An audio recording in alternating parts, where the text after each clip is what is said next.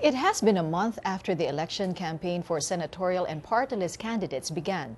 61 days before the elections, Patricia De Leon gives us a background of those senatorial candidates who do not belong to any political parties.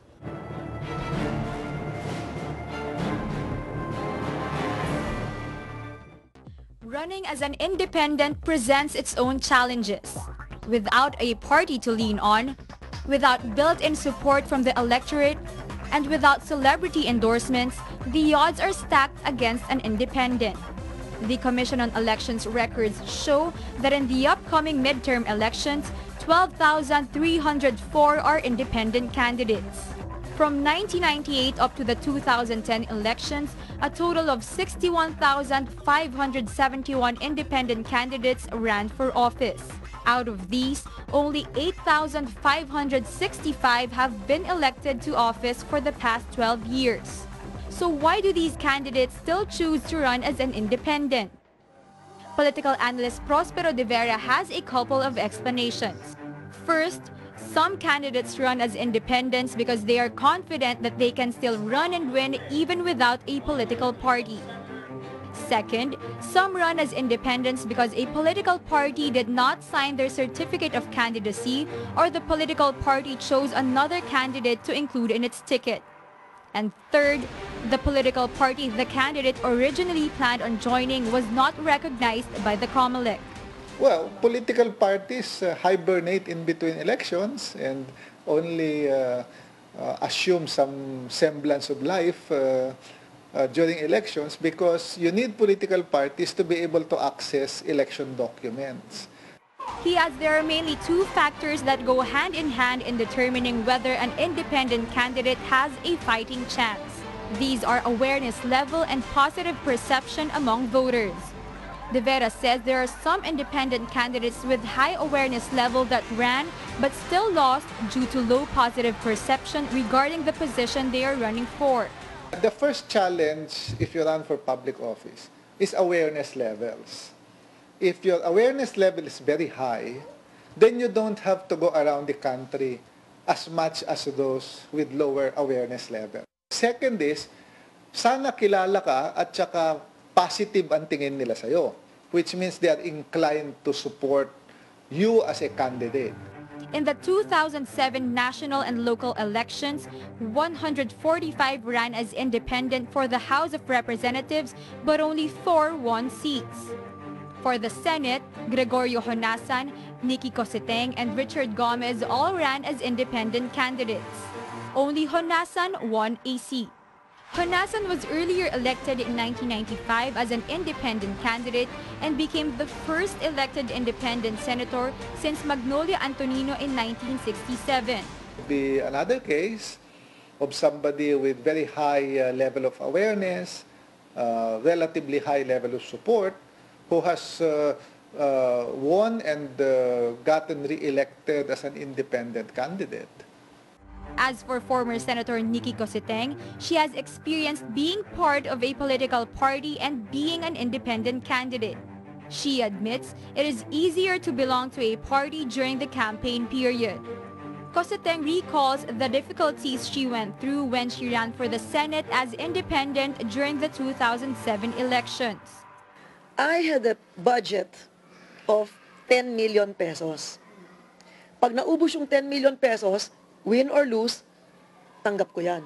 If you're an independent, you have to carry your own box to stand on. You have to carry your own megaphone. Get your own jeeps.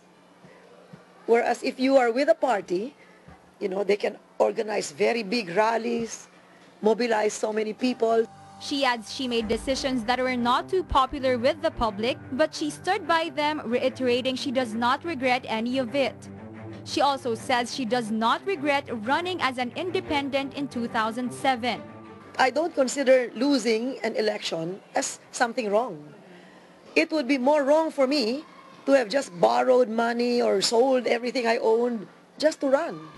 In the 2010 elections, 5 ran as independent candidates for the Senate, but only 1 was successful, Sergio Osmeña III. 239 ran for the House of Representatives, but only 7 won seats. In the 2010 presidential elections, 2 ran as independent candidates, Jambi Madrigal and Nicanor Perlas. De Vera says independent candidates running for local positions have greater chances of winning compared to those who are running in a national position. You would have the capacity to move around and shake hands, explain what you want to do in public office. It's manageable within the limited election period. De Vera says that perhaps the most successful independent candidate who won the highest seat as a public official is Noli De Castro when he won as vice president in 2004.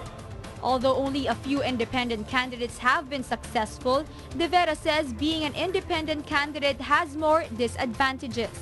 Disadvantages include the huge amount of money and time needed to go around during campaign period. You not only have the problem of how to run a nationwide campaign and bearing the cost of it, but you have the additional problem of having difficulty generating resources for your campaign. He adds it is doubly hard for those who are still unknown and want to enter into politics compared to those who are incumbents and running for re-election. The only way to be competitive for candidates that are new and are not known is they start their campaign and going around way ahead of time. If you start going around your community 2 years before election day or 3 years before election day, you might have enough families that you've gone to in the 2 years time to be competitive come election day. De Vera says one of the advantages of being independent is a candidate can freely have any position on issues that may arise without having any baggage to political parties. An independent candidate also has leverage for both the administration and opposition in the Senate and the House of Representatives.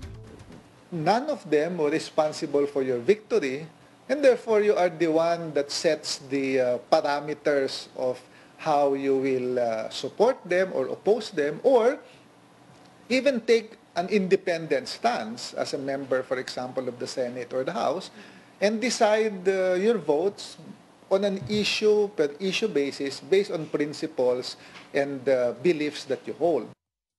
But that, of course, is a concern the independents may have to deal with if and when they win. And the bigger question is, facing political juggernauts, do independents really stand a chance? Or is it a case of Don Quixotes ramming their might against the windmills of Philippine politics?